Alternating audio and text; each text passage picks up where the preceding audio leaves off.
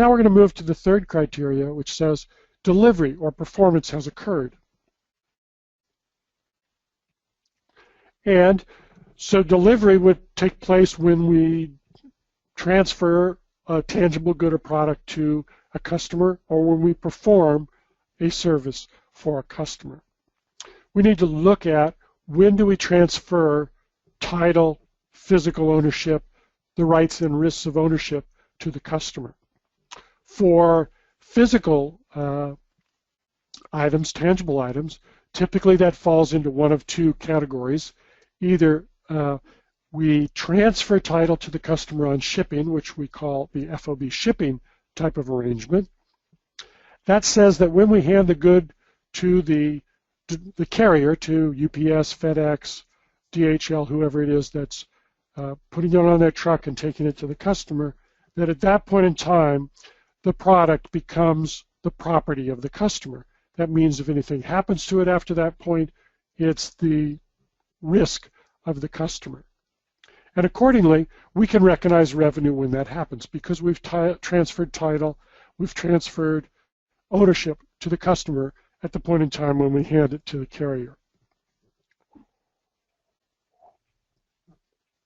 The second major type of delivery criteria is FOB destination.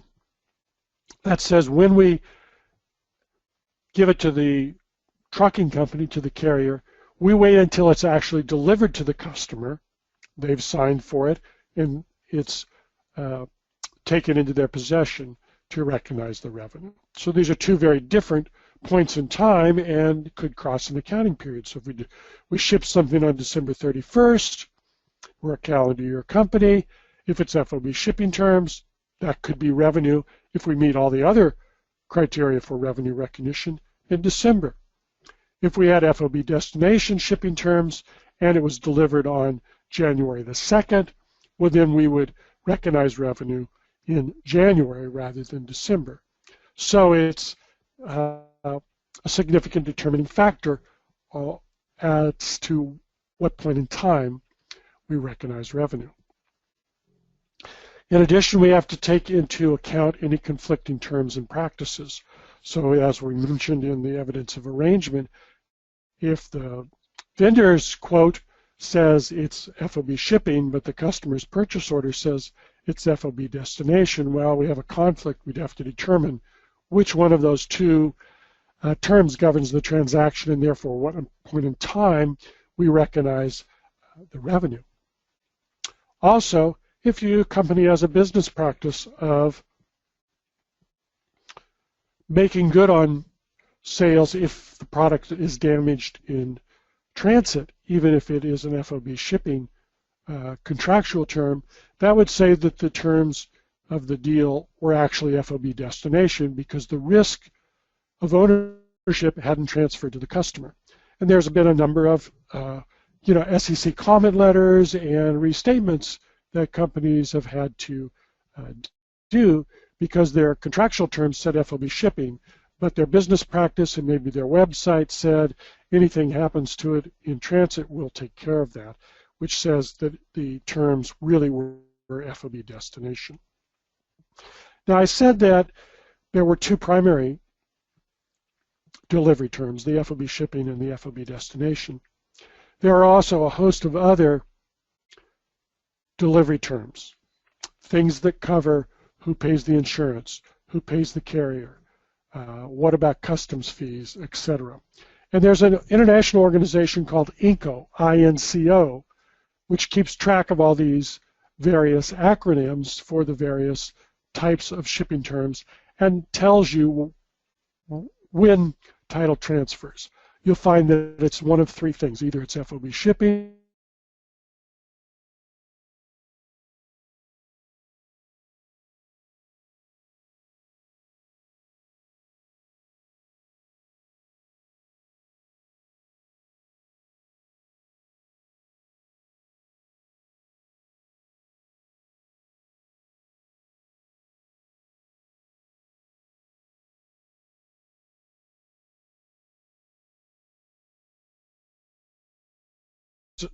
literally dozens of these different types of shipping terms with the different acronyms, who pays what, when does title transfer.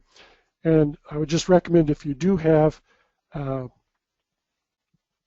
shipping terms other than clearly FOB shipping or FOB destination, if it's a CPR, X-Works, there's lots of different terms, just go to the INCO website or go to Wikipedia, do a web search for INCO shipping terms, and there's 3 or 4 pages of the different terms, and it tells you exactly when title transfers and helps you determine what the point of revenue recognition should be, which is the point in time when the title and risks transfer to the customer from the vendor.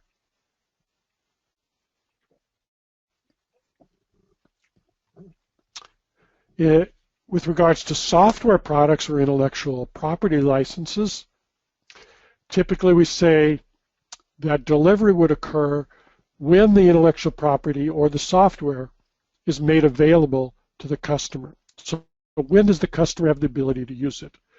In a software delivery that's done by an email to the customer with the website to go to download the software and a password to activate it, we would typically say that upon delivery of the email, which is usually simultaneous with sending it, that you would consider the delivery to have occurred.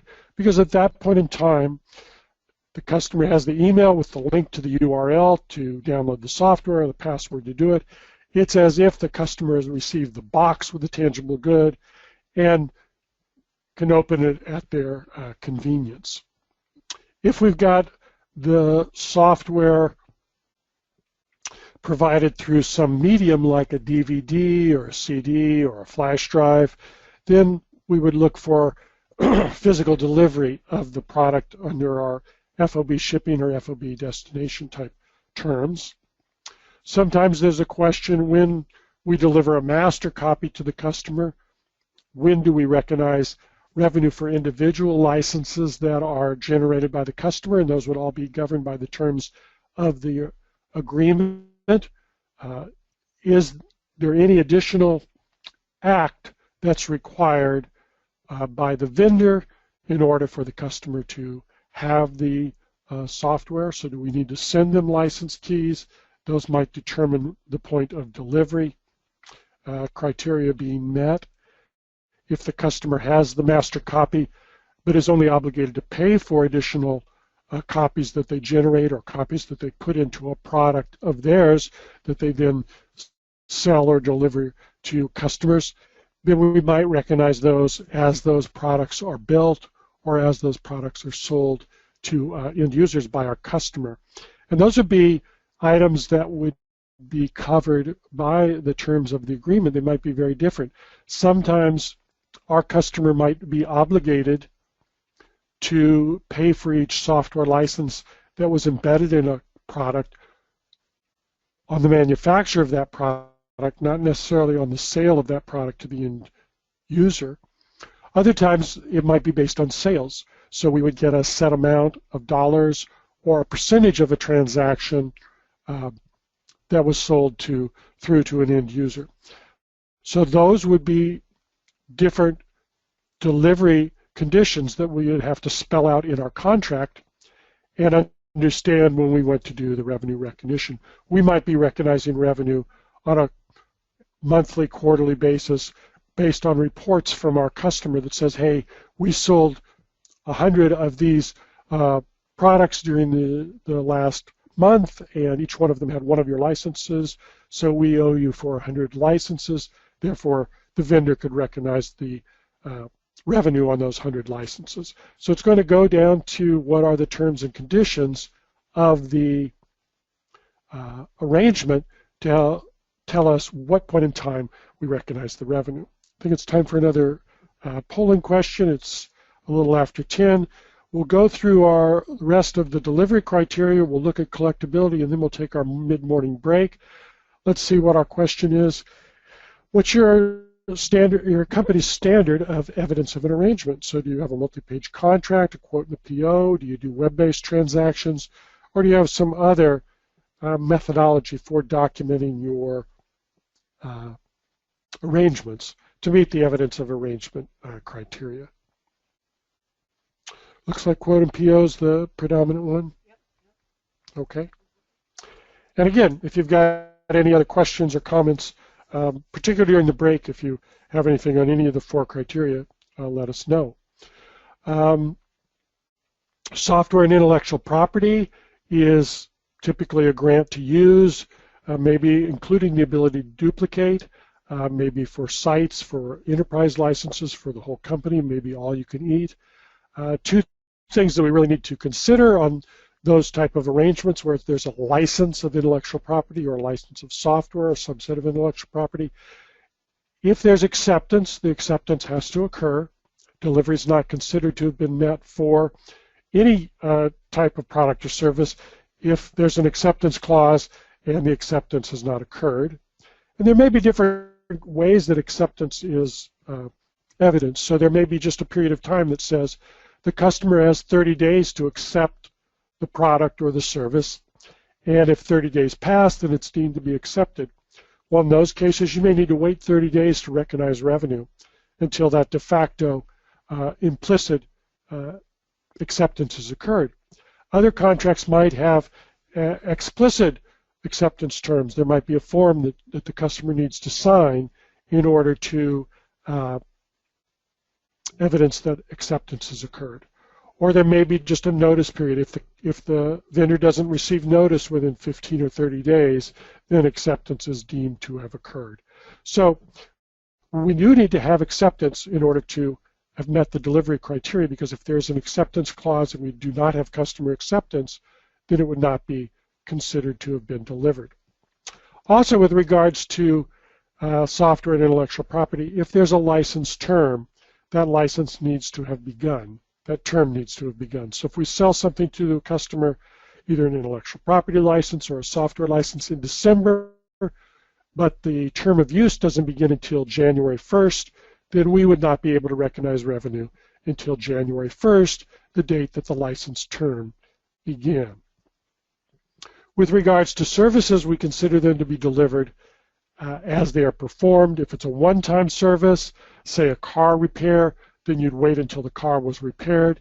It could be a over time type of service like a maintenance agreement or a support and maintenance agreement in a software type arrangement, or an extended warranty for a tangible product, and then those services be recognized ratably over time. And again, as we mentioned, acceptance needs to have occurred in order for revenue to be recognized. Now, where delivery can get difficult to incorporate into our revenue recognition is when we have multiple elements. We sell the customer more than one thing and we deliver them at different times. In those situations, as we'll see in our multiple elements section, which is coming up, we need to divide the transaction up into elements, allocate revenue to each element, and then recognize revenue as the delivery takes place for each element. We may, as I said, deliver over time with services like a support contract, or we may build something or do something for a customer over a period of time where we recognize it on a percentage of completion basis. So those would be examples of delivery that we would recognize over a period of time as to a point in time.